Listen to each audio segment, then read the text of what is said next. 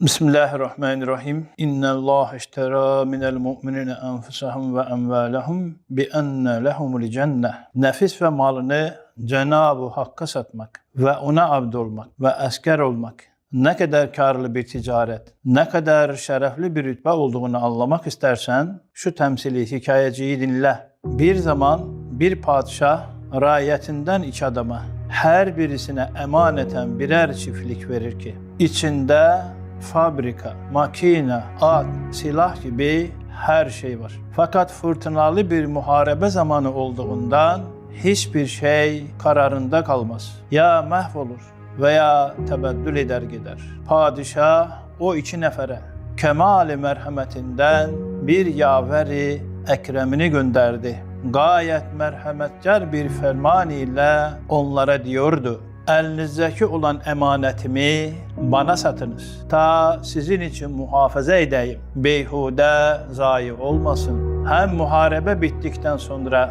size daha güzel bir surette iade edeceğim. Hem güya o emanet malınızdır. Pek büyük bir fiyat size vereceğim. Hem